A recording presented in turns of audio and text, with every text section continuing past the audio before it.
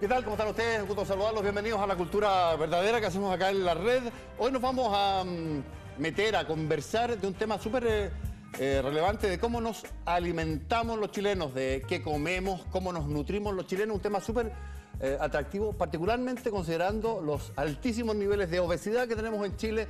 Somos, un solo dato, el país con más obesidad de toda América Latina. Vamos a hablar de eso con un panel amplio en la segunda parte del programa. Antes, vamos a tomarnos un rato a conversar sobre música con Joaquín Barañao, que no es músico, Joaquín, no, sí, sino coleccionista de historias desconocidas de datos freak.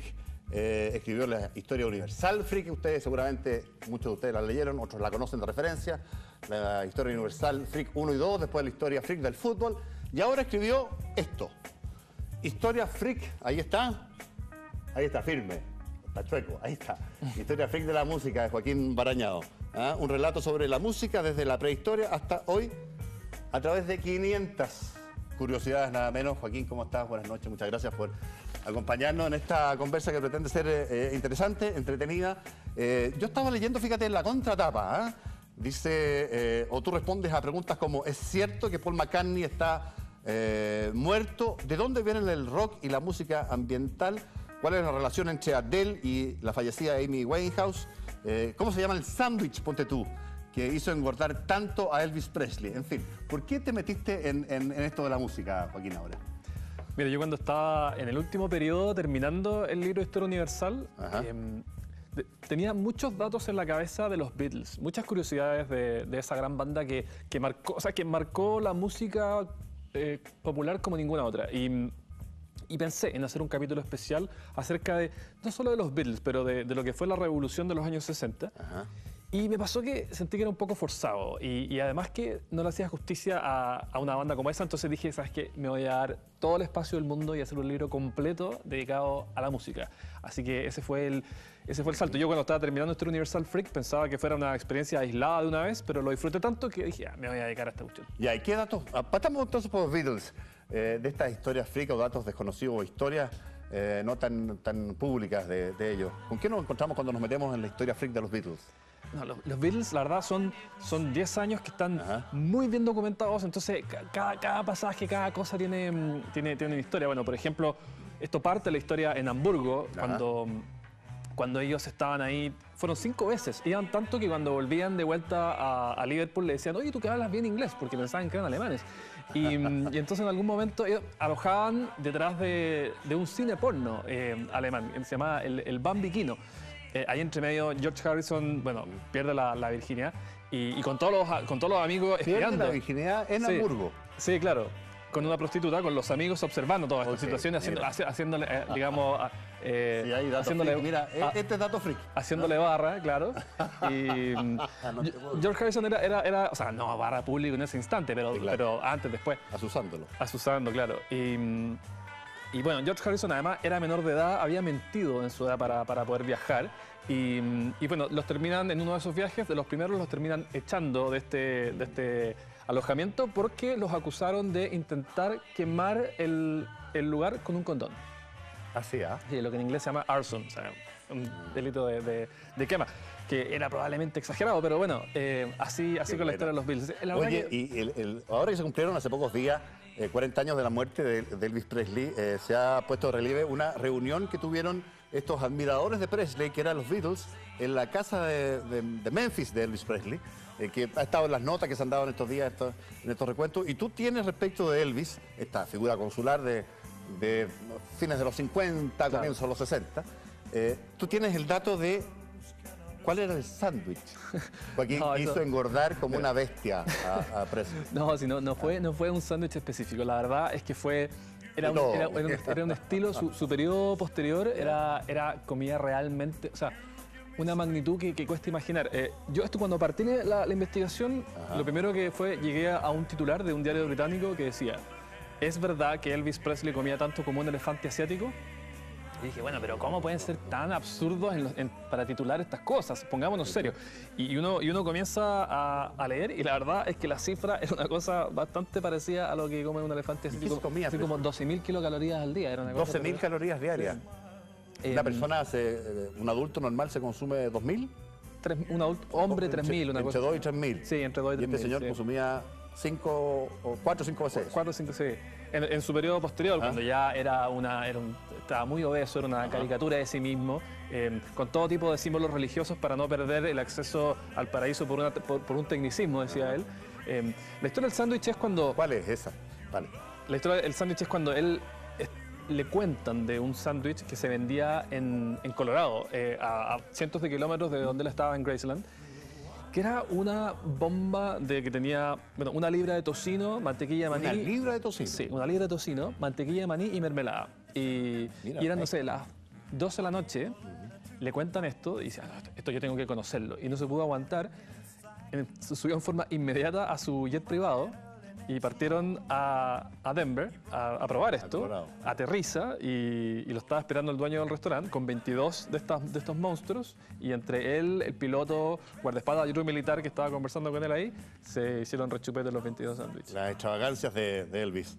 ¿Sabes qué? Y tú, además tú me decías esto de los 50 años de... Bueno, 40, ¿del 77? 40, claro, Sí. porque 40, tienes razón. Porque ese fue un día muy especial. Se estaba filmando Grease, la película. Sí, que debuta en los cines en el 78, creo. Un año después, si no me Un poco. poco después, claro. Menos después de un año. Y en esa película hay una escena en la que sí hace una referencia a Sal Mineo, al actor. Correcto. Pero como se murió poco antes de la película, entonces dijeron, bueno, por respeto al finado, reemplacémoslo por alguien, Elvis. Y está la escena en que cantan y lo mencionan y sale el retrato detrás, una foto. Bueno, esa escena se filmó el día que murió Elvis. Que él murió, sí. Fíjate la ironía, porque justamente lo habían elegido para reemplazar a un tipo que había fallecido recientemente. Oye, una de las preguntas, me la salté porque estábamos en los Beatles y fuimos con Elvis, pero una de las preguntas que tienes en la contratapa de tu libro, Joaquín, es si es cierto o no que Paul McCartney está muerto y que el que vive y canta y actúa hoy día es otro. Bueno, ¿Ah? O sea, si tú me preguntas a mí, está vivo absolutamente, pero... no, yo la verdad es que confieso que no debería estar planteado. Mira, no admite discusión. O sea, Por eso te digo. no admite discusión. Está planteado así de una manera lúdica, pero la verdad es que es la segunda teoría de conspiración más delirante de la humanidad. Después de que el hombre no llegó a la luna, es la muerte de McCartney. No, yo diría, o sea, que el hombre no llegó a la luna es bastante delirante, pero nada le gana a los reptilianos. O sea, La conspiración reptiliana. sí, no, eso es algo que supera todos los límites. Pero lo de McCartney, mira, lo que pasó fue que chocó el auto que era antiguamente de propiedad de Paul McCartney. Él ya lo había vendido. Y se reportó el accidente, y hubo algunas víctimas y qué sé yo. Entonces, entonces este es el auto de Paul McCartney. Y entonces, naturalmente surgió el rumor de que había muerto, pero bueno, muy pronto él estaba en escenarios de nuevo, estaba componiendo, sí, y no se sostenía, pero sin embargo se perpetuó porque hay gente que le gusta creer este tipo de tonterías. Y uno piensa, imagínate, para que esto se sustente tendrías que tener una persona que sea de la misma estatura, de la misma edad, misma voz, acento de Liverpool y sobre todo eso, un genio musical. Y que Linda McCartney acepte todo esto, sí, claro, que alguien desaparezca por otro lado y que nadie acuse recibo de la desaparición. Y pese a esto, el año 69, Capitol Records marcó la mejor venta de los Beatles en mucho tiempo y ellos asignaban el aumento al fervor justamente en torno a este rumor. Otra pregunta acá, el vínculo entre Adele y la fallecida ya Amy Winehouse, que son dos tremendas voces, dos tremendas cantantes, casi contemporáneas. Sí. Amy se murió hace poquito. Sí. No, simplemente ahí no hay una curiosidad, simplemente ambas pertenecen a un género similar. Sí es interesante la historia de Amy Winehouse, que se muere a los 27 años, sí, y cierra este ciclo de los muertos a los 27. Sí, que es una cosa muy impresionante. Sí, menciónalos, tú los conoces mejor. Bueno, pero está Jim Morrison. Está Brian Jones, que era el original vocalista de los Rolling Stones, hoy día mucho menos conocido que Mick Jagger, pero era el líder original. Está Jimi Hendrix, está Kurt Cobain.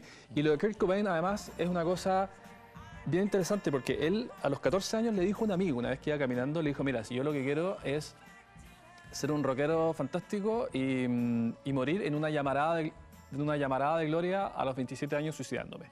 El amigo le decía, oye, pero no me digas esas cosas, que es macabro, no quiero escuchar semejante cuento. Y bueno, tal cual, se suicidó a los 27 años con una escopeta un día después de lo que iba a ser su presentación en Lollapalooza. Tal cual. Oye, ¿cómo terminó, ya que hay una historia del rock, la apuesta entre Ozzy Osbourne y los miembros de Mötley Crüe para definir quién era la estrella suprema del rock? Cuéntame esa historia. Bueno, Ozzy Osbourne, o sea, más historias que Pedro de Males. Sí, claro. La verdad que uno toma su biografía y dan ganas de que la mitad del libro sea la biografía de Ozzy Osbourne, pero hay que hacer un ejercicio de autocontrol y decir, ya, no pongamos tanta historia. Y bueno, y Mötley Crüe era a su vez una banda que tenía un espíritu parecido. Entonces, durante un momento hicieron giras juntos, que era como tener, o sea, dinamita y pólvora junta, una cosa, pero ya muy explosiva.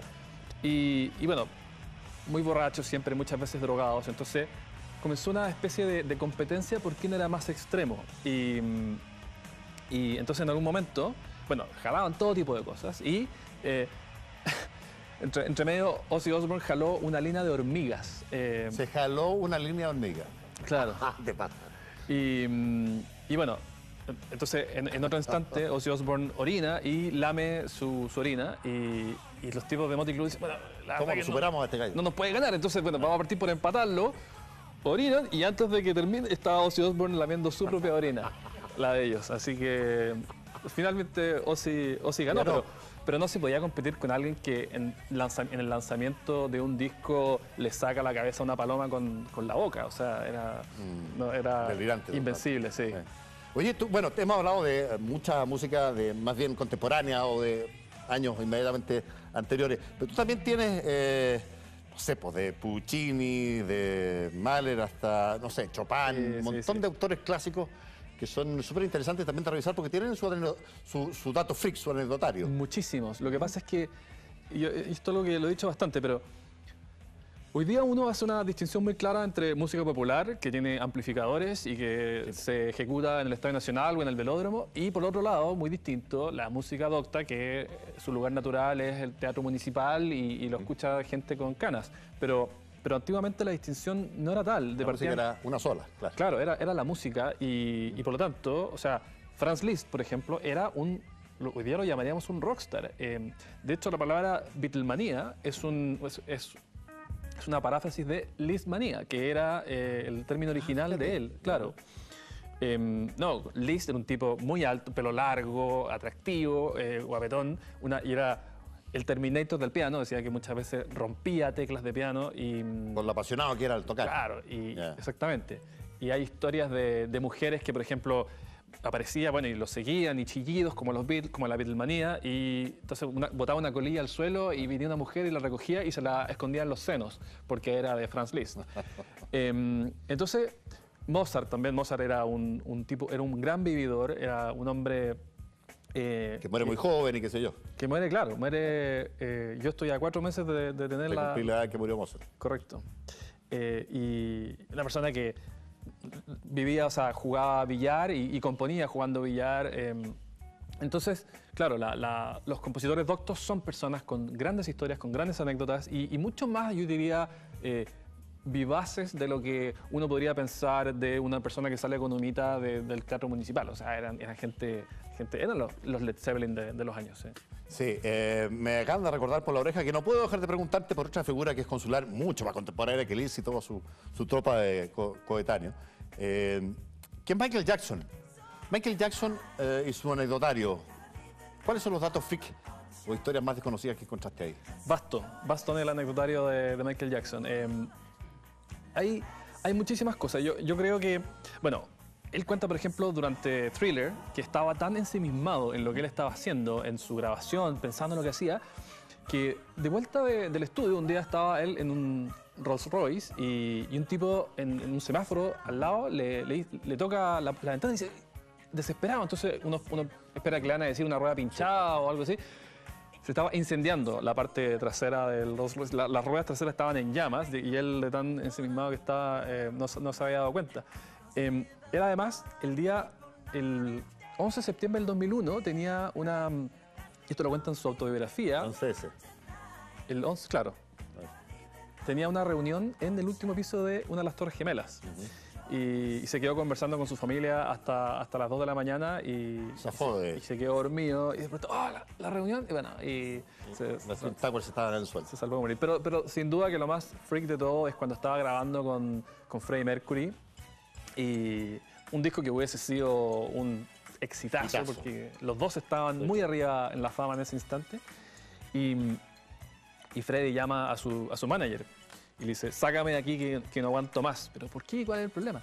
No, es que Michael insiste en traer una llama al escenario. ¿Por qué? No, francamente no me lo puedo explicar. Oye, bueno, está lleno de capítulos, son 500 anécdotas o historias desconocidas o datos freak en los que coleccionó y expone en este libro la historia freak de la música, Joaquín. De Madonna nos queda, un minuto nos queda, Joaquín. No, bueno, Madonna... otra figura consular, por eso te pregunto. Sí, es una figura clave. Bueno, Madonna, por ejemplo, en un momento dijo, ¿sabes qué más? Yo voy a hacer todo lo posible para combatir la piratería, que estaba comenzando, comenzando a nivel de internet, digamos. Entonces, filtró unas copias de su disco, pero que en realidad venían vacías. Entonces había que hacer un tremendo trabajo para descargarlas. Y una vez que uno lo lograba, había sido subidas por su propio equipo y decía, ¿qué carajo crees que estás haciendo al descargar? Claro. Por supuesto, una provocación a los hackers es lo peor que uno se le puede llegar a ocurrir. Porque vendrá la venganza. Entonces, en cosa de horas habían subido su disco gratis a su propio sitio web con el mensaje, esto es lo que creo que estoy haciendo. Y quedó gratuito para todo el mundo el disco Madonna. Así que, moraleja, amigos y amigas, nunca provoquen a los hackers.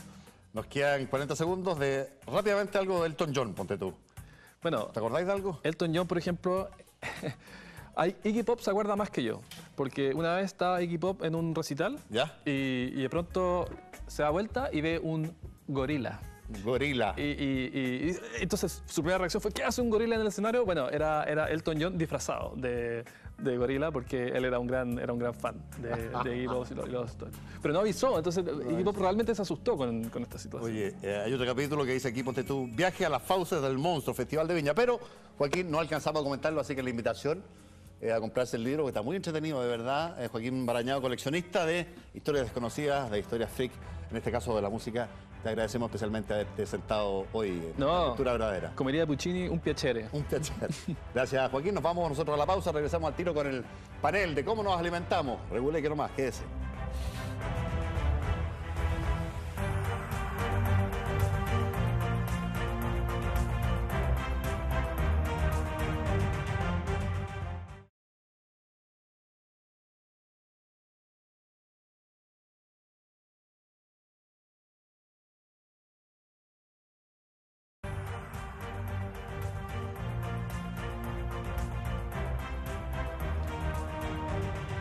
Bueno, ya estamos de vuelta en La Cultura Verdadera. Hace algunas décadas, diría, no tantas, Chile tenía problemas de desnutrición entre su población.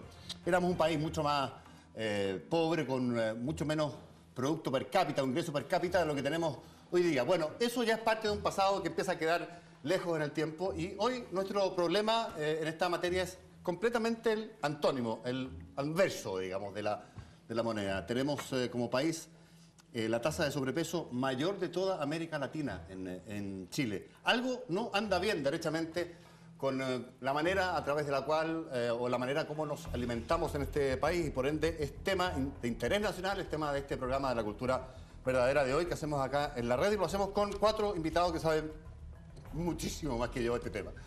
Vamos a partir presentándolo al doctor Ricardo Guawi, médico de la Universidad de Chile. Doctor, bienvenido, que tiene un montón de posgrados ahí en la Universidad de Harvard, tiene otro en la Universidad de Yale, hizo un doctorado en bioquímica también, nutricional, en el MIT. En fin, doctor, ¿cómo está? Buenas noches. Muy bien, muy agradado de estar aquí. Gracias por acompañarnos. Está Andrea Polla Trujillo, aunque me dice que Andrea le dice solo el papá. Solo mi papá. ¿Ah? Entonces, Polla Trujillo. Polla Trujillo. Bienvenida, Polla. Es Muchas cocinera, gracias. autodidacta, dice que lleva más de 20 años desarrollando su trabajo en la cocina y difundiendo información sobre los hábitos alimenticios correctos para disfrutar de la comida sin culpa. Autora de un libro que tenemos acá, La Caserita Roja. Acá está. Así es.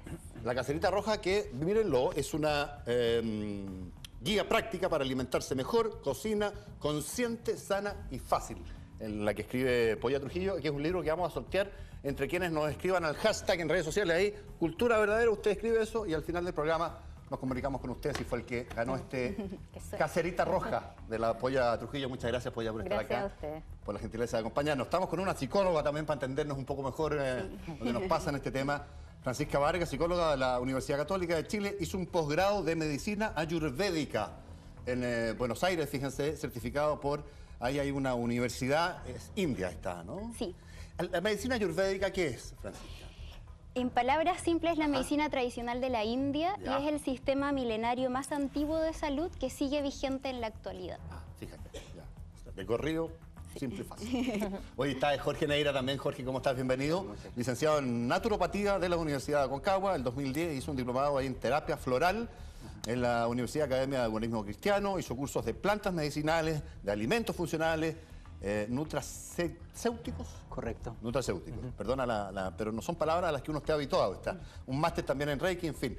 Es presidente de la Asociación Nacional de Naturópatas de Chile. Sí, correcto. ¿Es así? Muchas gracias por la naturopatía, te pregunto al tiro, ¿qué es, Jorge? La naturopatía es la tercera disciplina regulada por el MinSal que trabaja estimulando el cuerpo por los elementos naturales de la naturaleza, agua, tierra, sol, el uso de las plantas medicinales y la correcta alimentación. Básicamente en Chile popularmente fue el naturismo el más conocido, pero después se profesionalizó y hoy día tenemos una línea que va desde el naturismo hasta la búsqueda de la evidencia científica en torno a lo que el naturismo proponía. Ok. Partamos con el doctor Guaudi. Doctor, yo decía que hace algunos años, no tantos años, en Chile teníamos problemas de nutrición o desnutrición, sobre todo desnutrición infantil. De hecho, había campañas a través del Estado de entregar leche a través de los consultorios, usted se debe acordar, en Sin fin. duda. Hoy día tenemos, doctor, un problema distinto. Exactamente lo opuesto. Exactamente lo opuesto, que es la El obesidad el comer más de lo que gastamos. y comer más de lo que gastamos. No solo en niños, sino que también en adultos, y más en adultos también Sin tal vez que en duda, niños. en toda etapa. Ahora, el otro factor, fuera de que comemos más de lo que gastamos y hemos ganado tiempo sedentario. Nos sentamos frente al televisor y obviamente ese es un tiempo que no estamos gastando mucha energía. Pero el tema central también, la comida que comíamos antes eran los alimentos básicos. Hoy día, junto con procesar, le ponemos azúcar y le ponemos sodio. Casi todo lo procesado tiene enriquecido en azúcar y sodio, que eran los elementos menos abundantes desde cuando empezamos. Usted me ponía el ejemplo antes, en otros tiempos, cuando uno quería algo dulce o azúcar, tenía que ir al panal a sacar miel porque si no, Sin no había. duda, claro. Y de hecho lo mismo con el sodio, la sal era preciosa, habían Sí, claro, caravanas se de comerciaba sal, en sal. pero era algo precioso, caravana de sal, cuidando de valioso, sal. claro. Y obviamente el cuerpo necesita sodio, pero no exceso de sodio. Usted dice que nos alimentamos más de lo que debemos, o sea, comemos más de lo que gastamos. Bueno, ¿Ese es el problema, doctor? El punto central, somos una máquina termodinámica, que recibimos energía y si no la gastamos, la acumulamos y la manera como la acumulamos es en grasa. Todo el tejido del cuerpo está con agua, de manera tal que si yo quiero, con 1 kilo de músculo, tengo apenas 1000 calorías, 1 caloría por gramo, pero con la grasa tengo 9 calorías por gramo. Entonces, a través de la evolución, el que era capaz de acumular grasa sobrevivía, el otro se moría de hambre. Así que desde ese punto de vista, la grasa ha jugado un rol importante, pero ahora nos movemos poco y tenemos mucho acceso a los alimentos grasos. Obviamente hacemos grasa con todo lo que sobra. Si nos sobra calorías de azúcar, el cuerpo fabrica grasa. O sea, comemos más y cambiamos los hábitos hacia hábitos menos Sin sanos. duda, pero ahí lo importante es la grasa. La grasa, sin grasa también tendríamos problemas, porque 1 gramo de grasa tiene 9 calorías, o sea, 1 kilo de grasa a mi cuerpo me da 9000 calorías. Me significa probablemente que yo voy a 9000 calorías, voy a poder estar vivo en un ambiente de una hambruna durante un año, no un año, perdón, durante un mes mínimo, Sí, claro. mientras si no tuviera la capacidad de acumular grasa, estaría muerto en 2 semanas. Exacto. Ahora, Polla, tu libro, yo lo presentaba, lo vamos a sortear, recuerdo, es una suerte de llamado o de invocación a volver un poco a lo que decía el doctor que hacíamos antes, que comíamos Exactamente. más sano, volver un Sí. poco al origen, ¿no? Sí, mi intención siempre ha sido como tratar de que nos alimentemos de manera natural, ¿ya? De volver a comer los alimentos que entrega la naturaleza. No hacer de nuestra alimentación algo complejo o buscar solamente tipo de alimentación light o baja en grasas, baja en calorías, sino que volver a los alimentos naturales. Y a cocinar también. Y a cocinar, una de las cosas es abrir tarros, sacar cosas del freezer. Pero eso tiene que ver un poco con los hábitos que hemos cambiado, doctor, porque es una buena intención, pero para cocinar o volver a cocinar hay que tener un poco más de tiempo y mejor disposición. Bueno, a lo mejor no y todos los días. De que eso no está en el mercado hoy día, pero el valor de compartir una mesa, ese valor lo hemos abandonado y es un tiempo muy valioso. Pero se puede compartir la mesa con un McDonald's también. También, pero probablemente si todos contribuyen a hacer el asado, todo lo demás, va a haber un binding, una unión mayor que si va uno a comprar comida china y ahí coman. Eso de no tener tiempo para comer es muy nuevo, porque finalmente es como que la comida rápida aparece en esta época. Antes no había cuestionamiento si la comida era rápida o lenta, era simplemente comida. Y el no tener tiempo para cocinar o no tener tiempo para comer es algo que ha venido ahora producto del estilo de vida y es muy nuevo también. Claro, pero por eso lo decía, se lo planteaba yo, doctor, porque da la sensación que llegó ese proceso o esa manera de vivir, el comer, que es sin retorno, sin vuelta atrás, tengo la sensación yo. Entonces hay que intentar adaptarse, no sé cómo lo lees tú, Jaime. Personalmente yo... tenía un tema de sobrepeso súper importante. ¿Tú tuviste? Sí, logré bajar 55 kilos de peso. 55 kilos, otra persona. 116 kilos y entonces todo lo que estamos, 1,70 m. ¿Y con cuántos kilos? 116, 115. Y en un año logré bajar los 55 kilos de peso. Entonces tenía mucho miedo de que mis tejidos se soltaran, porque es lo que habitualmente pasa. Claro. ¿Tú no te dedicabas a esto en esa época? Es decir, me dedicaba, pero de algún modo u otro no me había decidido, que es el problema que les pasa a toda la gente. Prueba una cosa un tiempo, prueba otra cosa un tiempo y no se decide, no toma una decisión. Claro, y la conducta humana no es solo la racionalidad. La conducta humana es cómo te criaron, los sabores, la cantidad de comida que te metieron. Y mi principal problema era que donde iba había una confusión del afecto en términos de sírvete este quequito, como que cambiamos la comida por afecto en Chile. Había que comérselo todo y eso era señal de buena educación, de aceptación. Y si tú no aceptabas lo que te querían ofrecer, era como que estabas despreciando el afecto. Un desaire, claro, era un desaire. Y eso fue lo que más me costó trabajar, decirle a las personas, no gracias, estoy en un tratamiento alimenticio, no gracias, estoy queriendo hacer cambios. ¿Y qué tratamiento fue ese, Jorge? Bueno, me hice una depuración, lo que propone el naturismo. Dale, ¿cómo se hace? ¿De qué estamos hablando? Me ayudó mucho conocer un hombre de India que se llama Ira Ratan Manek, que es jainista, y los jainistas se entrenan en comer cada vez menos y menos y menos.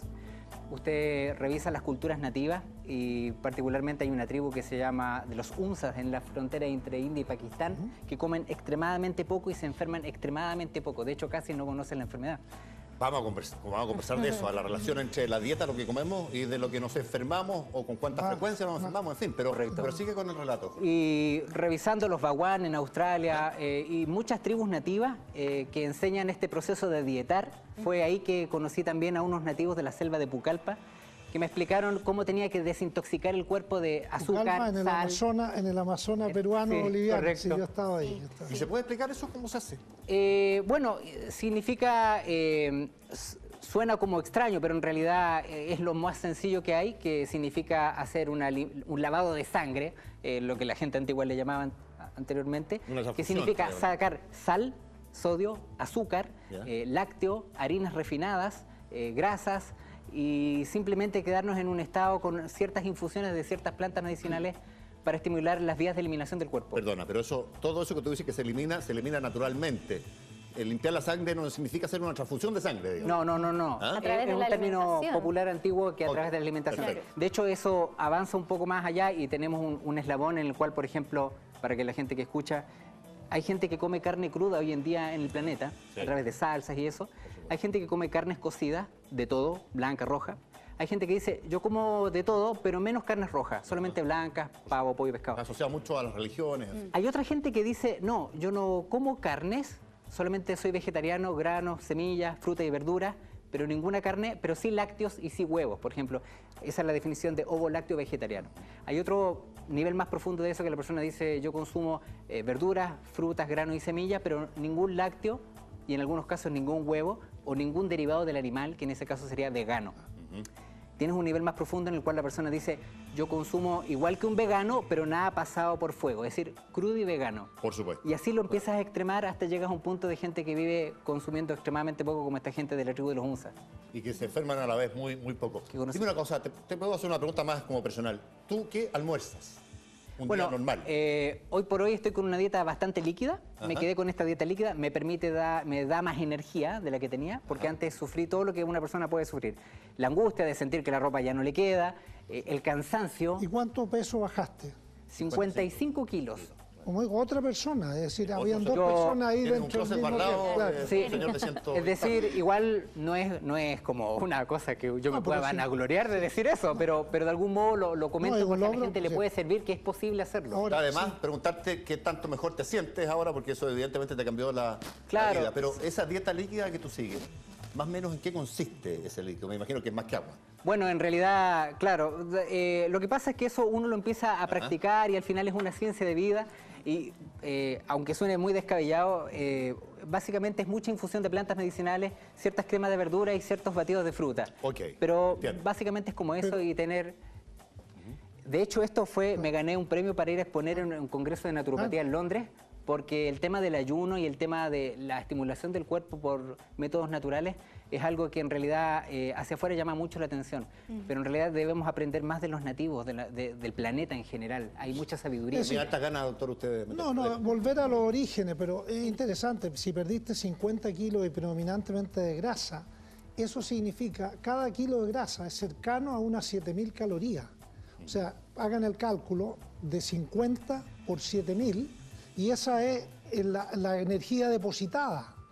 Ahora, normalmente una persona que hace una vida semisedentaria va a gastar unas 800, 1.000 calorías al día. O sea, tú tenías ahí para sobrevivir una hambruna de 2 meses. Entonces, el organismo tiene su funcionamiento porque vivíamos antes al borde de la hambruna, no al borde del exceso. Claro. El único que podía ser gordo era el jefe de la tribu. Y entonces, que hacía nada. Que hacía nada y todos le traían comida a él. Doctor, pero ¿sabe que fue tan difícil dejar ciertos estimulantes, por ejemplo el azúcar, porque la gente tiene este deseo durante el día de comerse algo rico y el cuerpo se lo pide? Entonces fue la adicción ahí, que es neurológica, ¿no? Pero es que no es más que adicción. El organismo modifica su conducta para favorecer lo que es precioso, y el azúcar es precioso, pura energía, que inclusive lo premia a uno dándole una dosis de dopamina para que se sienta estimulado. Sí, sí. Oye, Francisca, cuando Jorge describía su dieta líquida de depuración, ¿tú más o menos en esa dirección navegas, Polla, o es algo distinto? Sí, no, estamos navegando en las mismas aguas. Pero hablemos como de ingredientes en concreto. ¿Qué almuerzas tú o qué propones como dieta? Yo creo que es súper importante decir que porque la gente generalmente cuando escucha esto de bajó de peso, bajó 50 kilos, generalmente la gente se asombra y dice, uy, dame el dato, yo quiero hacer eso, yo quiero saber. ¿Qué píldora tomaste? Claro, y cómo te alimentas tú, cómo te mantienes delgada o qué sé yo. Entonces hay como una fantasía por la belleza, por ser flaco, por estar en forma. Pero hay una mala relación con la comida. Nosotros estamos mal relacionados con la comida porque en general la comida se ha transformado en un enemigo. O sea, primero en algo muy seductor que está paso a paso. O sea, uno va en el auto, venden en las esquinas, vas caminando, hay un kiosco en cada cuadra. Vas a hacerte un examen a la clínica y hay máquinas dispensadoras de alimentos. Que te ofrecen basura. Que te ofrecen basura, bebida. Claro.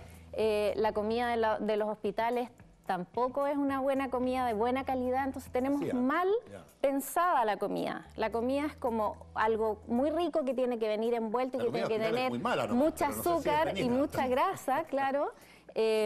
Pero alimentarnos de buena manera, eso está como perdido. Entonces, yo encuentro que nosotros tenemos que reconectar con eso. Entiendo. Lo decías muy bien. ¿Cómo se sienta uno frente a una mesa y qué ve ahí, qué come ahí en una propuesta tuya? Déjame imaginarlo así como en concreto. Claro, yo por ejemplo, cuando me enfrento a la alimentación, trato de evitar la carga de qué quiero comer, así como, qué rico. ¿Con qué me voy a alimentar? ¿Con qué me voy a alimentar? Entiendo el cambio. La energía que va a entrar en mi organismo es importante. Entonces, ¿qué voy a hacer? No me voy a atiborrar de azúcar porque me voy a cansar, me va a dar sueño, sino que voy a tratar de incorporar alimentos, si bien que tengan azúcar natural, que tengan fibra, que tengan líquido. Entonces, y son alimentos de la naturaleza, las frutas, las verduras, los cereales. Que son como propuestas alimenticias o ingredientes que están en la naturaleza que me gustaría, no sé, tú Francisca trajiste algunas cosas ahí también. Mira, me llama mucho la atención lo que comentas, Jorge, porque mi inicio también con la medicina ayurvédica y por la que también creé la página de Ayurverde, que se las recomiendo que la visiten. Ayurverde. Perfecto.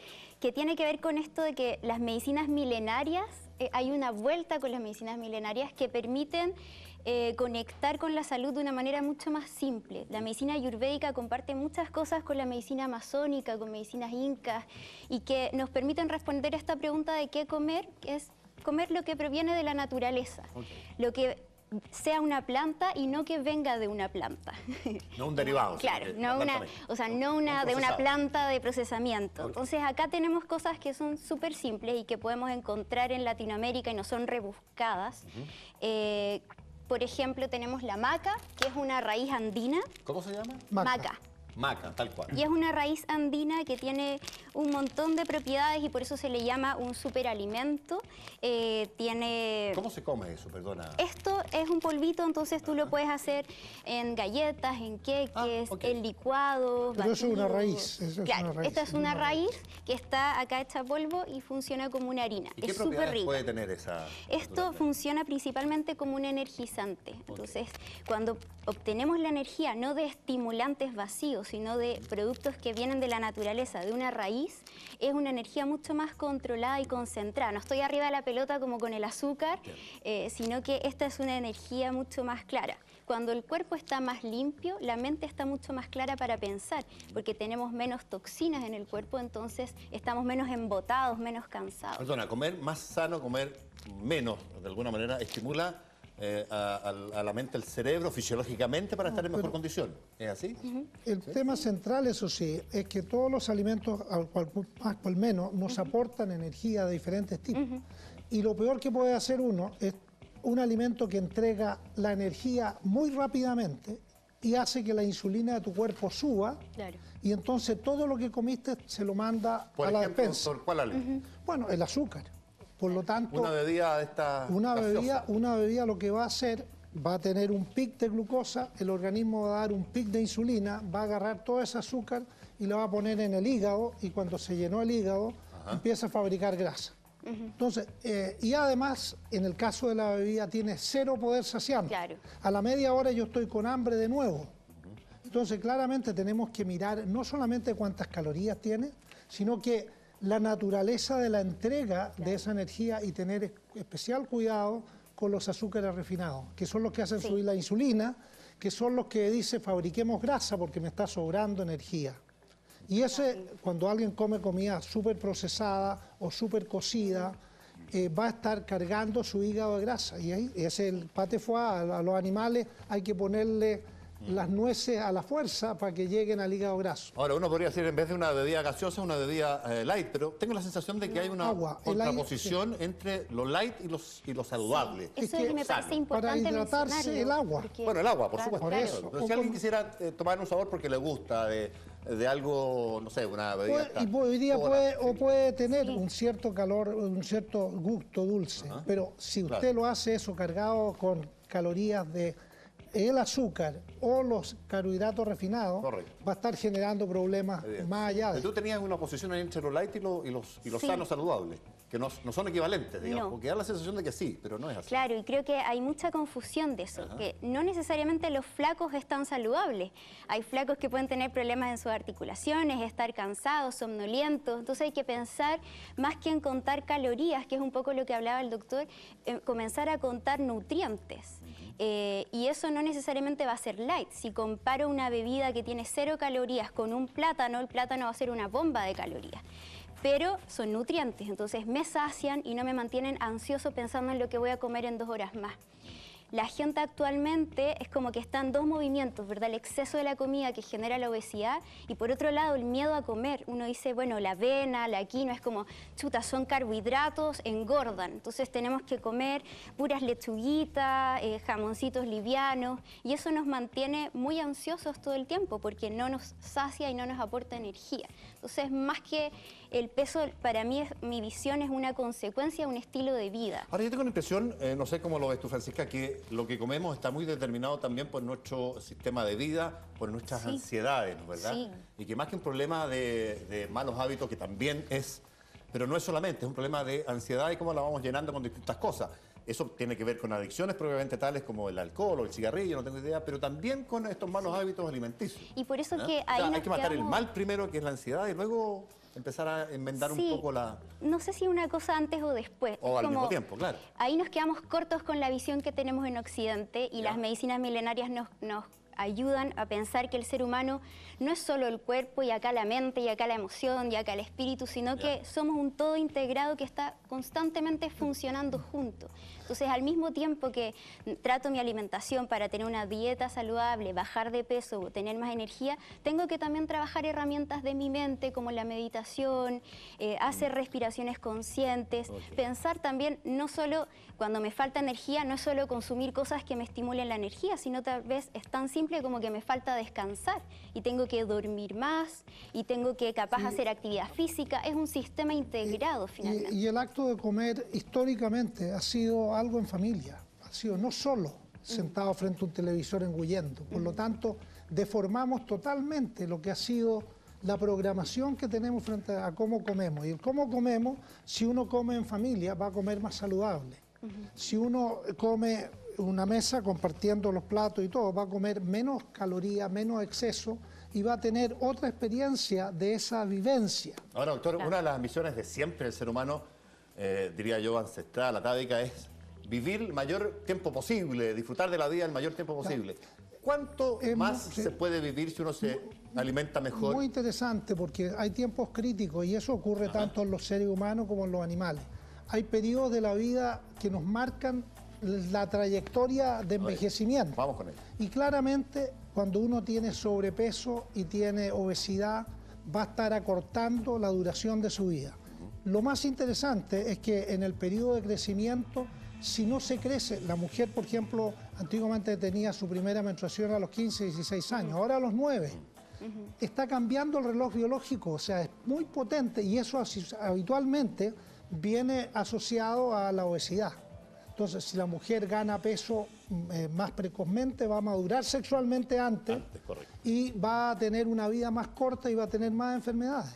El caso de la mujer tiene muy claro eso porque hay algo que se llama la menarquia, que es la primera menstruación, que puede modificarse tan temprano como los 9 años o puede ser a los 16.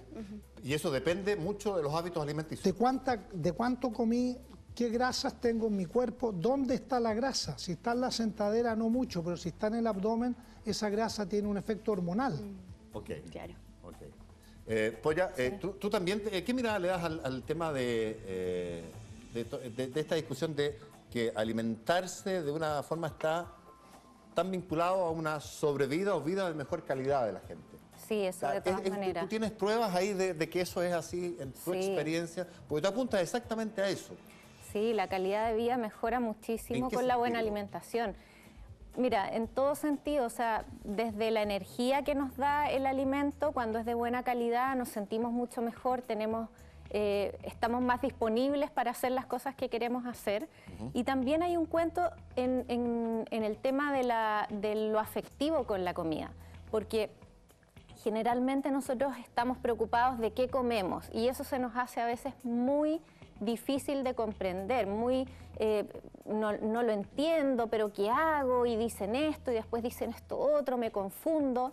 Entonces, de pronto es bueno tomar la alimentación por el lado emocional, que es más controlado en sí mismo. O sea, cada uno puede saber dónde le aprieta el zapato con la alimentación la alimentación tiene una raíz afectiva muy importante. Nosotros venimos, nuestro primer alimento es intrauterino, nuestro segundo alimento es leche humana, la lactancia. Entonces está incorporado el afecto, el apego, el cariño. Nosotros tenemos asociado el alimento con una cosa protectora y con amor.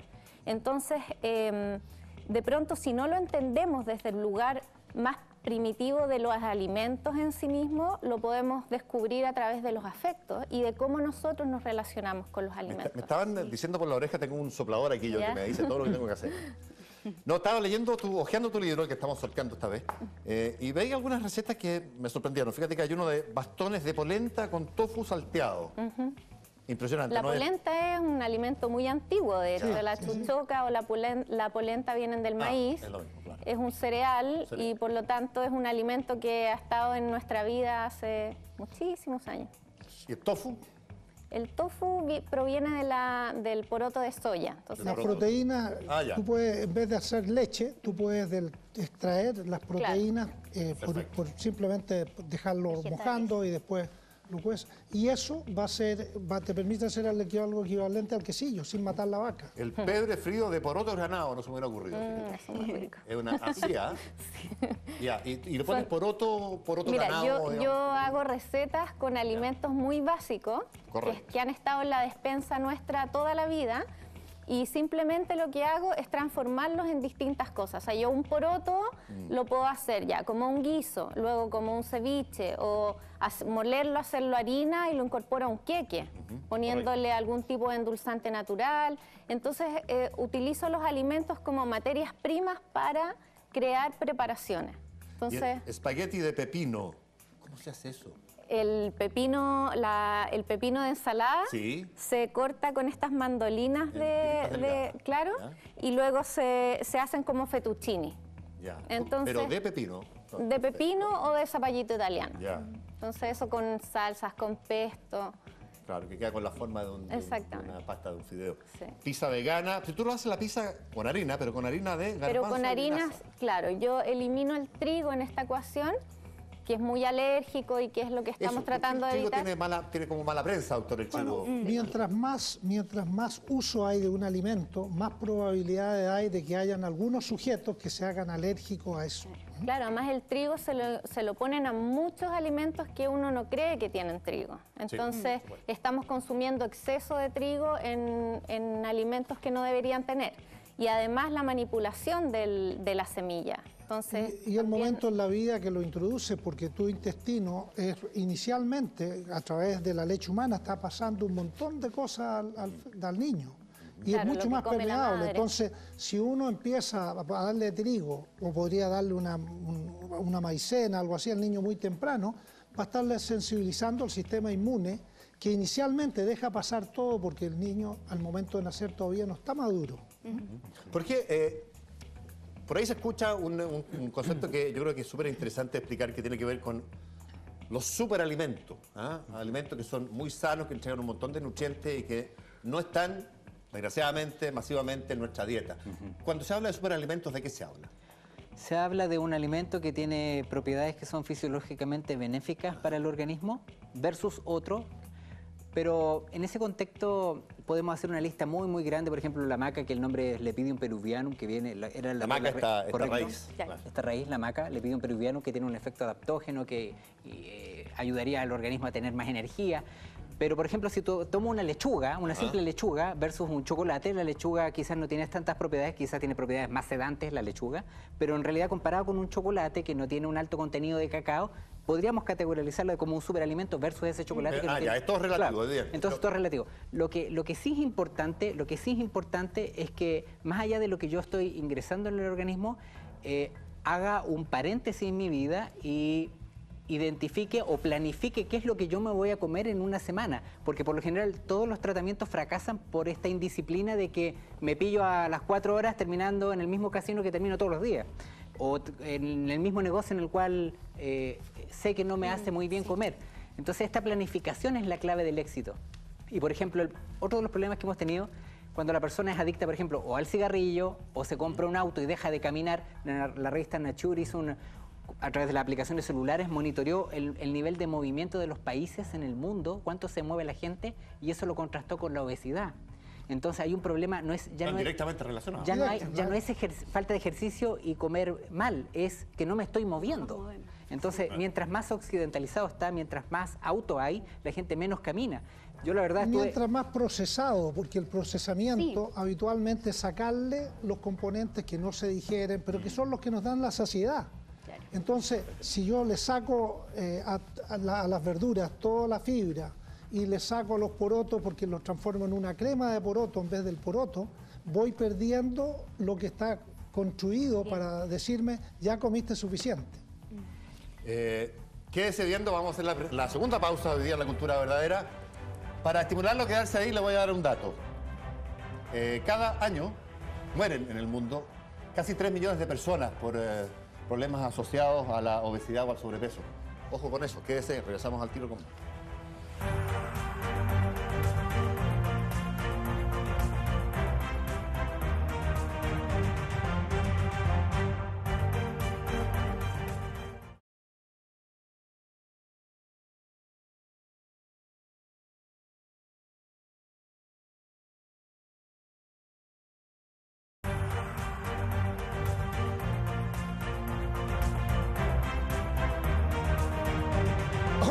Oye, la conversa ha estado interesante en la pausa de los comerciales, así que estamos de regreso con La Cultura Verdadera, recordándoles que estamos sorteando entre ustedes, quienes participen a través de redes sociales, este libro, este ejemplar del libro de la Polla Trujillo, que está sentada, ustedes saben, acá con nosotros, La Caserita Roja, cocina consciente, sana y fácil, una guía práctica para alimentarse mejor, que es súper interesante, tiene muy buenas ilustraciones, muy buenas recetas, sorprendentes en algunos casos, así que nada, participe por esto. La Francisca, ¿tú querías mostrar alguna de las... Sí, mira, acá entre tenemos... semillas y no sé. Sí. Vale. En general comemos súper pocas legumbres, antes se comían más, y la excusa es que las personas dicen que les cuesta digerirlas, que se hinchan, y esta es una legumbre que se llama poroto mung, que es una... Poroto mung. Con G final. Sí. Okay. Es una legumbre que es de muy fácil digestión porque es más chiquitita y tiene hartas propiedades minerales, magnesio, fósforo, ácido fólico. Esto en el supermercado no lo he visto, ¿no? Sí, en general cuando uno cambia su alimentación encuentra más en ferias, tostadurías. Bueno, ya, pero esto está en el mercado. ¿Y tú puedes hacer con eso un puré, una sopa rica? Puedes hacer guisos, hamburguesas. Ahora, la clave para poder cocinar las legumbres y que las podamos digerir mejor es el secreto que nos enseña la Ayurveda, que es ocupar las especias. Por ejemplo, la cúrcuma. Acá tenemos semillas de coriandro. Coriandro, que son las semillas del cilantro. Okay. Ah, fíjate. Ya. Sí, estas especias, también el comino, el jengibre... ¿Qué puedes hacer con esa, con las...? Semilla de coriandro. Primero nos sirven para cocinar las cosas que al cuerpo le cuesta un poco más digerirlas. Okay. Entonces cuando hacemos en la olla los porotos, lentejas, ponemos estas especias también y hacen como una alquimia que nos ayudan y facilitan la digestión. O en infusiones... ¿La cúrcuma qué ventaja tiene? La cúrcuma es... genial, porque es antibiótico, antiinflamatorio, es analgésico. ¿Y en qué alimentos en qué preparación la puedes integrar eventualmente? Puedes ocuparla al saltear verduras o al saltear legumbres. Ah, como un... Sí. Perfecto. Así como las hierbas las activamos con el agua. Una cascarita que se endurece al freír. Es una raíz. Una raíz, ya no, pero hace las veces de... Así como las hierbas las activamos al poner agua caliente, las especias las activamos con aceite. Entonces, con aceite de coco o con ghee, las activamos y luego ponemos lo que vamos a cocinar. Ah, interesante. Perdona, ¿con qué aceite se puede cocinar de manera más sana, razonable? Acá tenemos uno que recomienda la Ayurveda, que es el ghee.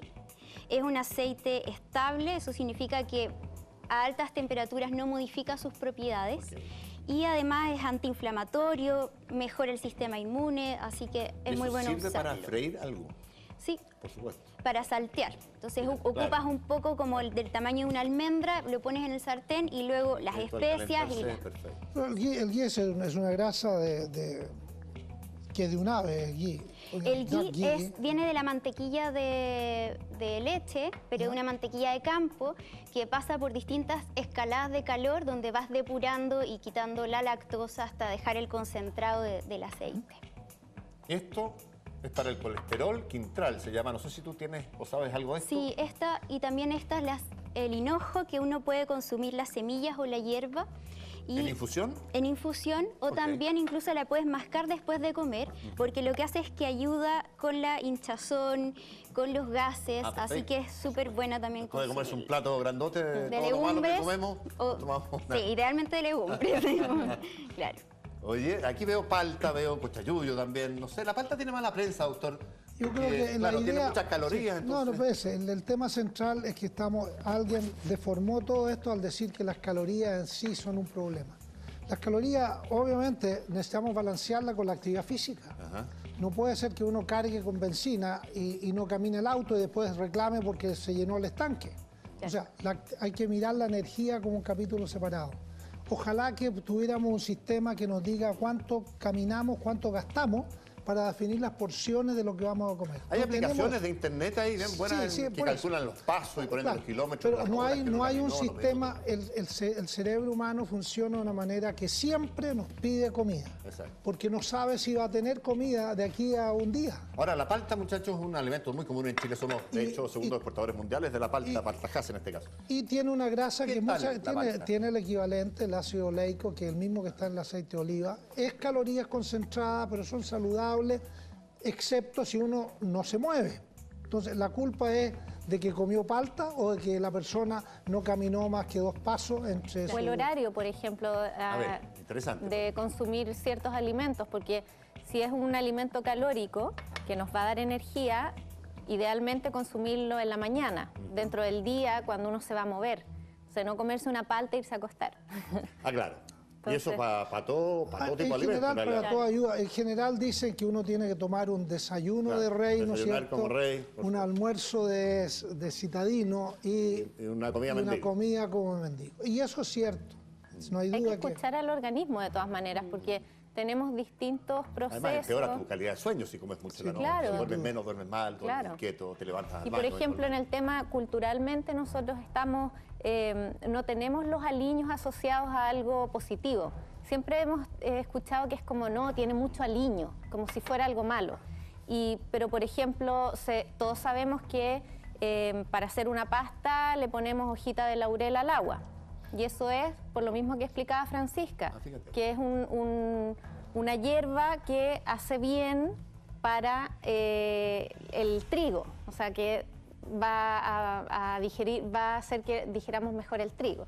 Entonces, hay ciertos alimentos que van ayudando en los procesos de cocción. Claro, y no solamente eso, sino que los alimentos se complementan. Prácticamente todas las culturas comen una legumbre con un cereal.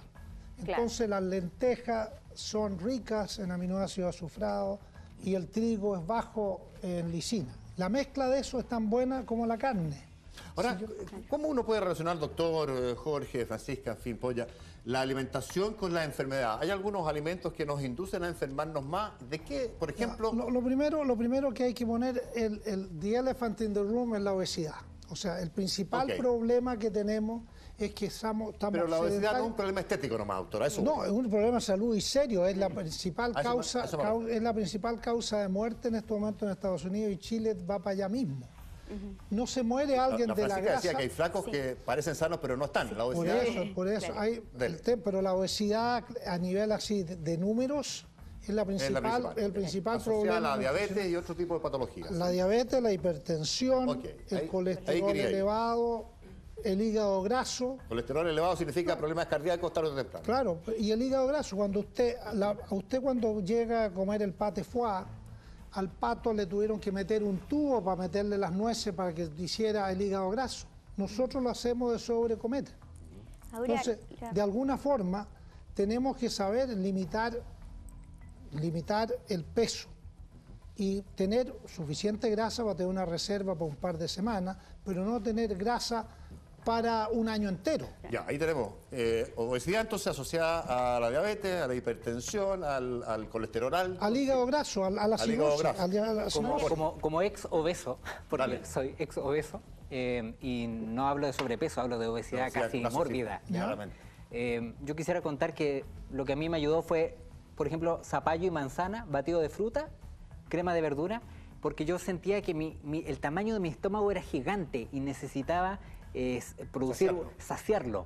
Y eso le debe pasar a mucha gente, tiene un hambre voraz. ¿Tuviste la necesidad también de combatir la ansiedad que es en parte por la razón que uno come? No solamente la ansiedad, porque también fumaba. Llegué a fumar una cajetilla de cigarro y lo único que bloqueaba el deseo de nicotina era el zumo de zanahoria y el agua del llantén. Son esas dos cosas que hemos encontrado. ¿Eso ayuda efectivamente? Claro, a la persona le ayuda a bloquear el deseo de nicotina. El zumo de zanahoria, Daucus carota, que es el nombre de esa planta, y el plantado mayor, que es el común y llantén. silvestre. Jugo de zanahoria común y silvestre. No abusar, lógicamente, pero es preferible tomar jugo de zanahoria y bloquear el deseo de nicotina. Porque quien deja de fumar, después recupera... Engorda porque le entra en la ansiedad por comer. Jorge, ¿y eso para dejar de fumar o para inhibir el deseo es jugo de zanahoria y qué más? Jugo de zanahoria y durante el día consumir mucha agua de llantén.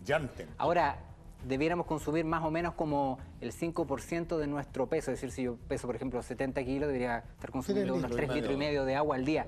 Esa agua debe ser a sorbos durante el día. No sirve que yo me la tome como de una, tengo que ser a sorbos durante el día. Claro. Pero el agua caliente tiene un efecto, no lo sé explicar, pero en mucha gente disminuye la ansiedad del beber líquidos calientes. ¿Ya?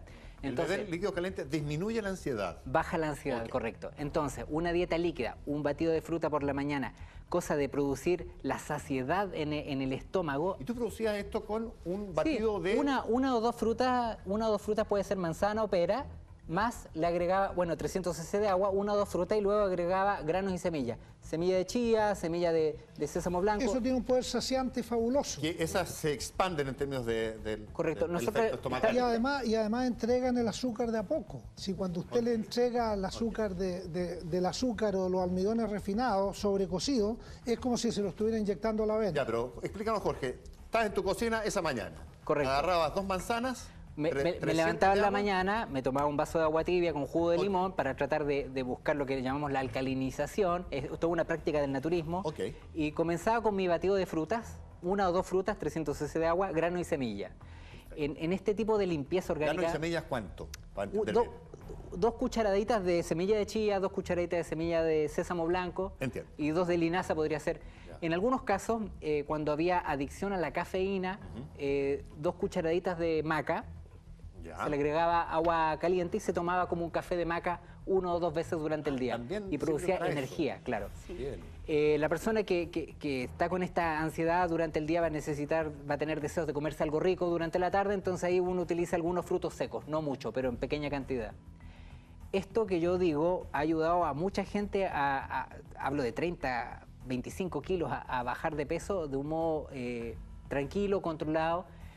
El tema es que mientras la persona no se cuente una historia de éxito sobre sí misma, que yo estaba aquí y llegué acá porque me decidí a hacerlo, va a fracasar porque se va a encontrar con el amigo que te invita a tal cosa, con que viene un partido de Chile y va a hacer tal asado.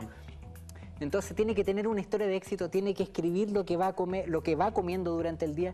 No tiene que pretender que una tableta o un alimento me va a hacer bajar de peso. Es una disciplina y una voluntad. Lo que más cuesta en esto es el desarrollo de la voluntad. Y cómo, una vez que uno baja, fue mi caso, el desafío es cómo mantenerse ahí y cómo buscar motivación, Francisca, es súper relevante. Sí, yo creo que, o sea, a modo de donde yo provengo, que me metí en la alimentación por la psicología. Sí, pues yo sé. Un principio de la Ayurveda súper importante es que no para todos es saludable lo mismo. Y eso es bien impresionante porque estamos en un sistema donde buscamos como la dieta que le funcionó a uno, replicarla, el tip o bajar cosas de internet. Y a mi parecer esto tiene que ver con una investigación personal. Y eso también pasa por hacerse cargo de uno mismo. Perdona, tú, una investigación personal para singularizar cuáles son tus alimentos. Sí. ¿Eso? Y conocerse a sí mismo, dónde están las debilidades. ¿Cómo se camina por ahí? Porque es bien misterioso y amplio. Es impresionante porque al principio uno empieza a preguntarse, ya, ¿qué es lo mejor para mí en el desayuno? Y de repente esa pregunta empieza a inundar, ¿qué es lo mejor para mí en el trabajo, en mis relaciones? Y la alimentación es una entrada al autoconocimiento. Perfecto. Para eso es importante comenzar a probar, leer, estudiar claramente, pero no imitar cosas de otros, porque finalmente ahí es muy frustrante, porque estoy copiando conductas, pero que no provienen de un propósito interno. Entonces, cuando yo digo, esto es lo que yo como, y me dicen, oye, ¿no quieres probar esto? No sé qué, no puedes comer esto cuando voy a una fiesta. Ya, te pongo un ejemplo. Digo, no es que no pueda, yo no quiero. De mi vida decidí que lo mejor para mí al desayuno era hacer un cerro de huevos revueltos con tocino así. Ya. Ya, es que Bueno. lo puedes decidir eso. Ya. Y después yo te pregunto, ¿cómo te sentiste después? ¿Tuviste que ir a Así, meterte po. a la cama de nuevo y dormir siesta? ¿O quedaste con ganas de No ir a pude, hacer deporte? pero me hubiera Ya. gustado. Entonces ahí uno va probando cuál es el alimento que te permitió activarte y cuál es el que Ok, al ese final... es el criterio. Sí. Vale. Estar mejor, Sentirte sentirte bien más liviano, contigo. más vitalidad, ¿sí? Sí. Ese es el filtro, Yo ¿no? quisiera decir que Dale. estoy seguro que cualquier persona que bajó de peso no solamente cambió la ropa del closet, cambió relaciones, cambió muchas veces ¿Qué amistades. te pasó a ti? Sí, porque nos pasa a todos los que bajamos de peso. ¿Tú, cómo era tu personalidad, tu entorno, tu vida? Bueno, muy social, me gustaba mucho compartir, pero lógicamente uno ya empieza a escuchar más a la gente que habla de cocinar, vegetariano, a través de, por ejemplo, me llama mucho la atención el libro de ella que utiliza mucho una dieta vegetariana, por lo menos eso, y la gente hay dice, poca ¿por qué carne, tanto oye. vegetariano?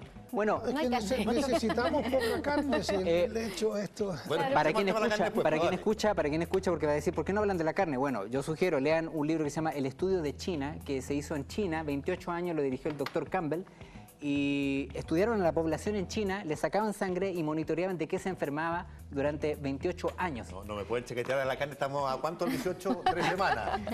Y cuando hablamos del azúcar, les sugiero que lea el libro The Sugar Blues, Los peligros del azúcar. No, sí, ese tuvo acceso. Entonces, o por ejemplo, cuando hablamos de alimento cocido, ¿por qué me inmunodeprimo? Hubo un fisiólogo ruso que se llama de apellido Kouchakov, que tomaba sangre antes de que la persona comiera y después de que comiera Oye, un alimento estoy cocido. anotando, la carne, entonces los alimentos crudos más que cocidos. Sí, si quieres tener energía y quieres tener vitalidad, opta por lo crudo, bien lavado, lógicamente. Crudo. La carne, polla, estoy anotando aquí yo. Déjame explicarle algo. Dale. Por ejemplo, si yo voy a consumir el hígado de un animal porque estoy bajo en ciertos nutrientes, a veces no pienso que este animal le inyectaron hormonas, le inyectaron antibióticos y yo me como El esto del hígado, animal. la panita famosa. La pana, claro, Entonces, obviamente la pana Pana de acumula... pollo, pana de Hay vaca. un tema que De se llama vaca, el toxicología hígado, de los claro. alimentos que entra también en lo que estamos consumiendo. Muchas veces, por ejemplo, hablamos de superalimentos que vienen de otros países como el goji, un cranberry tipo tibetano, Sí. y que también se cultiva acá, pero lamentablemente muchos estudios han visto que está ciertamente contaminado por pesticidas en exceso. Entonces, el tema de la toxicología de los alimentos, nosotros debiéramos, como regla general, lavar muy bien, lavarnos las manos y tener correctos hábitos Y de tener higiene. una agricultura que esté orgánica y que haga... Idealmente claro, que no viniera con el pesticida, como... Sin duda, sin duda. Sin duda. Y eso lo hacemos con lo de exportación, porque lo de exportación, la FDA está midiendo todo lo que sale de Uno los Chile, compra. etcétera, etcétera. Sí. Sí. Claro. Entonces, No, por supuesto. pero para nosotros nos envenenan. En mi tiempo de reportero económico, doctor, me tocó reportear muchas veces esto de las paltas que nos comemos acá, que son las que restan Claro, de las que se claro. exportan, que son las mejores. Y así pasa con todo. La carne, no hay carne acá. No hay y eso carne en mi es libro. porque tú eres vegetariana seguramente y qué sé yo. Pero ¿por qué no a la carne? Mira, la verdad es que yo no soy contraria a la Ajá. carne. Yo respeto todos los tipos de alimentación, pero sí me preocupa mucho que el alimento, de dónde proviene y cuál es el origen de ese alimento. ¿Te preocupa Entonces, por qué? porque es lo que vamos a ingerir. Entonces, si es un animal que comió pellets, o sea, que no comió comida Ok. real, sino que comió cosas artificiales, Que no vio que la está luz del inyec- sol. no vio la luz del sol, que está inyectado Ocurre con mucho. hormonas, y eso es lo que pasa.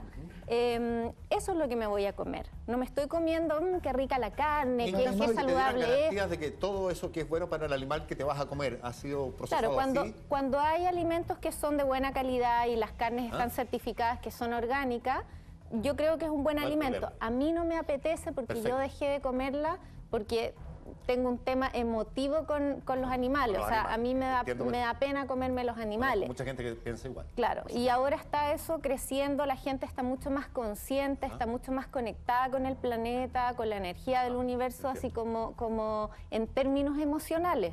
Entonces, yo tengo un hijo que decidió a sus 6 años dejar de comer carne porque le da pena, y el otro día estábamos en un cumpleaños y se puso a llorar.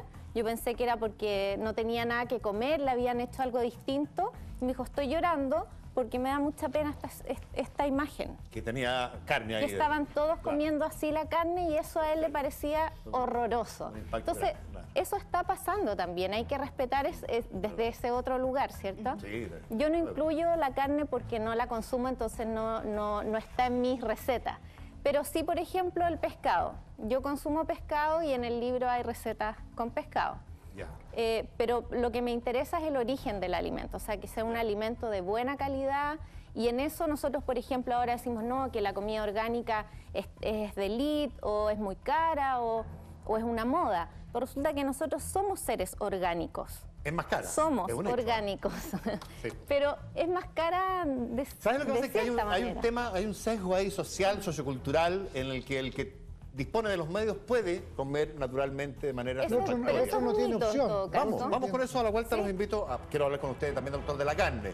Necesitamos carne, necesitamos, la chaqueteamos a 3 semanas al 18, ¿no? Probablemente los que más necesitan la carne son los que menos acceso tienen a la carne. Bueno, usted me explica eso. Vámonos a corte, el último corte de la cultura verdadera de hoy. Regresamos ahora con... no sé si han leído...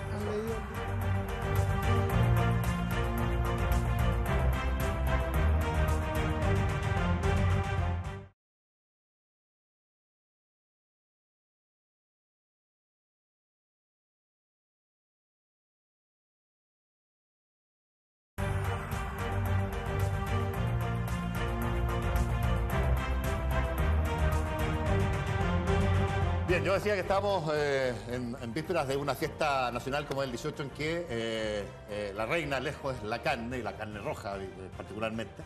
Le quería preguntar al doctor Huawei, doctor, ¿necesitamos carne? ¿Qué tan bien nos hace? ¿Qué tan mal nos hace?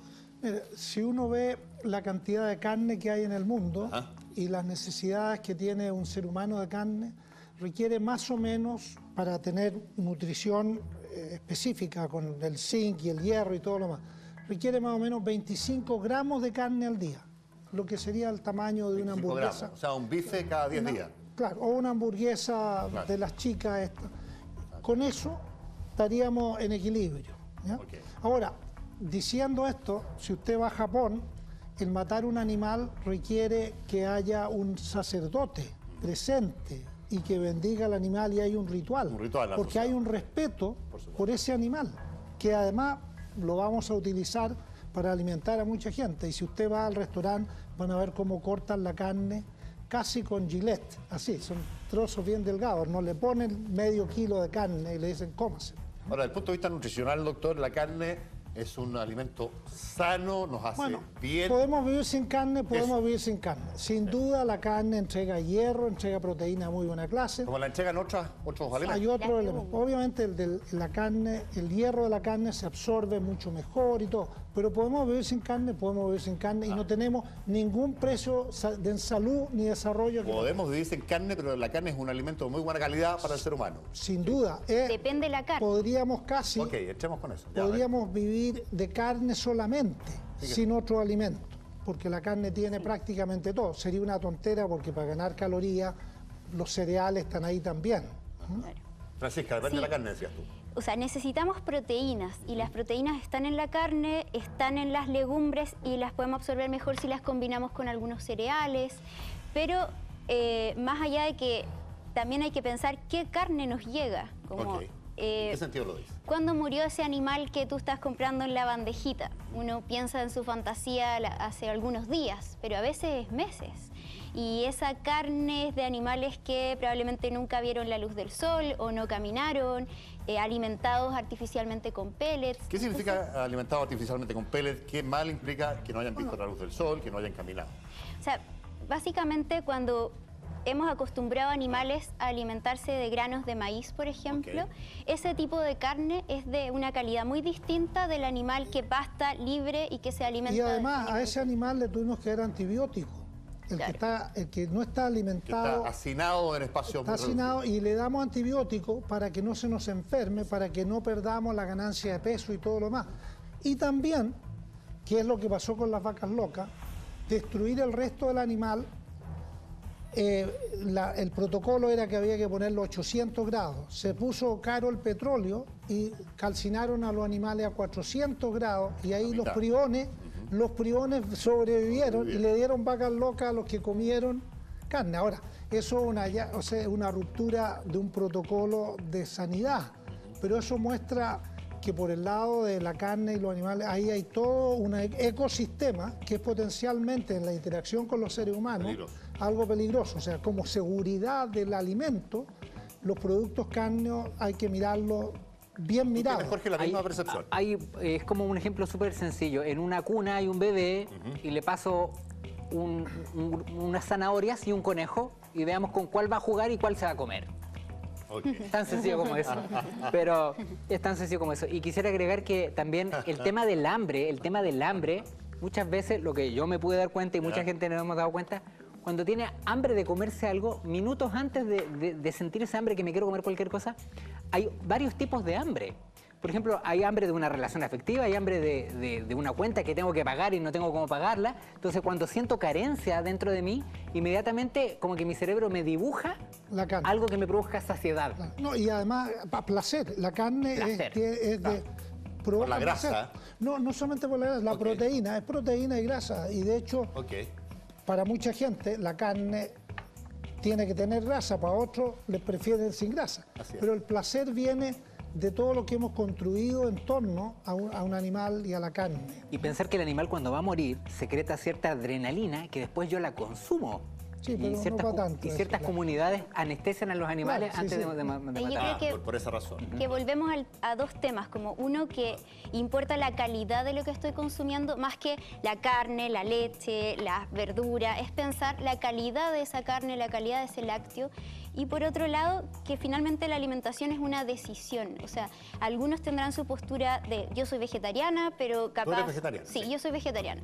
Pero también respeto a los que no son vegetarianos o los que son veganos o crudo y veganos y las subdivisiones. Sí, claro. Pero pienso, mientras eso es una decisión, para mí eso está correcto. El problema es cuando la alimentación no es una decisión y es una inercia por la publicidad y por las etiquetas, finalmente. Oye, algún producto, perdona, se me quedaba una carne que es las carnes blancas, no sé, las aves, los pescados, ¿son de cuidado también o menos? Ella decía que ella come pescado. Pero en términos del sistema productivo, no solamente equivalente, es más fácil pensar porque es tan masivo que 10 pollos más o 10 pollos menos no cuentan mucho. Pero como estamos hablando de un animal que pesa 500 kilos, todo lo demás. Y además que tiene, piensa tú que los veneran. En Japón, antes de matarlo, llega el ritual del sacerdote que le hace su ritual antes de matarlo. Pero nutricionalmente, doctor, son iguales las carnes rojas y blancas. Son prácticamente iguales. ¿Y podemos vivir sin carne? Podemos vivir sin carne. El único elemento que está bien especial es el hierro que está en la sangre dentro del animal. Obviamente las otras carnes tienen... Muchas más ricas en fierro, correcto. Oye, ¿se nos queda algún producto acá encima de la mesa que sea interesante? Yo decía, mencionaba en la pausa, cochayuyo que es tan abundante en nuestras costas, pero no sé si ustedes quieren... Quizá hay un punto que no has mencionado, que hay que respetar también las culturas alimentarias, porque hay una sistematización que es la bioquímica, la química, la nutrición, pero hay otra que es la cultura alimentaria de cada pueblo. ¿A qué se refiere? Que la gente, prácticamente todas las culturas, mezclan, por ejemplo, en Centroamérica, la tortilla de maíz con el frijol. Sí. Lo que le falta al frijol, le sobra la tortilla, y lo que le falta a la tortilla, le sobra el frijol. Son alimentos complementarios. La complementaria, y entonces los porotos con rienda. O sea, no solamente hay que proteger los alimentos, hay que proteger la cultura, que sin saber bioquímica y todo lo demás, los pueblos han evolucionado y dan eso, mejor salud que la invención que pueda tener cualquiera otro ajeno a esa cultura. O sea, los alimentos son parte de una cultura alimentaria. Hay que mirarla en su totalidad en cuanto a los beneficios que tiene para el individuo y también para el ambiente, porque esas culturas, si depredaban algo, se iban a morir de hambre. Ahora, esta planta cochayuyo, ¿es beneficioso? ¿Tiene alguna gracia? Su mayor componente, lo más reconocido, es la cantidad de calcio que tiene. Calcio. Y yodo. Y tanto así que en Chile le llevaban cochayuyo a los que vivían en la cordillera, porque el agua que viene de la cordillera no tiene yodo. No es rica en yodo, claro. Y entonces les venía el bocio. Y entonces, si comía esta cuestión, estaba recibiendo yodo y no tenía cretinismo. Si la falta de microgramos de yodo en una mujer embarazada hace que su hijo tenga cretinismo. Hoy día le ponemos yodo a la sal, porque todo el mundo come sal. pero es un ejemplo de cómo con un sistema tradicional tú logras hacer, prevenir un problema que es muy serio. Y se nos quedan algunas cosas como la sal. No hemos hablado suficientemente de lo dañina que es la sal, sí del azúcar algo. La sal, ¿por qué podría ser un problema para el organismo? ¿Serio? El organismo maneja la sal para controlar no solamente el sodio que necesitamos un poco en los huesos, etcétera, pero la presión arterial está regulada por el sodio circulante. Ok. Si tenemos más sodio Del que y no necesitamos. lo excretamos, va a subir la presión, las arterias se van a contraer más. La contracción de los músculos es sodio dependiente. Entonces, el exceso de sodio aumenta la presión arterial, hace que se rompan los vasos del cerebro más fácilmente. Y genera hemorragia mucha ansiedad también. La O sea, sal. cuando disminuimos la cantidad de sal en la dieta, logramos tener una mucho mejor concentración mental. Y ahí las especias son súper buena ayuda, o sea, ocupar la cúrcuma, el comino, el jengibre, para condimentar, porque a veces nos ponemos aburridos y solo condimentamos con sal y aceite, y hay un montón de otras cosas que, además de ser saludable, nos ayudarían a que el alimento sea medicinal. O también cambiar el concepto de la sal como alimento, lo mismo que estábamos hablando, la calidad del alimento, la sal de mar es un alimento de mejor calidad que la sal Que tiene refinada. menos sodio, ¿no? No, puede tener un poco Tiene más menos sodio, pero minerales. tiene otras cosas, tiene yodo. Ah, le agrega... No, actualmente le ponemos yodo a la sal que compramos. Por eso se llama pero sal yodada. Claro, Claro. pero y esos microgramos de yodo evitan el cretinismo. ¿El cretinismo qué es exactamente, doctor? Un déficit de yodo, microgramos de yodo. ¿Que provoca qué efecto? No, que si no los tengo, salgo cretino, el cerebro crece la mitad. Ok. Y eso pasa hoy día. Hoy día, si alguien no come sal yodada Ya. o come marisco o producto del mar, el cerebro de ese niño que va a nacer nace reducido en un 30-40%. Oye, nos quedan segundos. Se me quedó una inquietud particular que yo he visto crecer mucho, la alergia alimentaria en general a la leche, ponte tú esta cuestión de la intolerancia a la lactosa.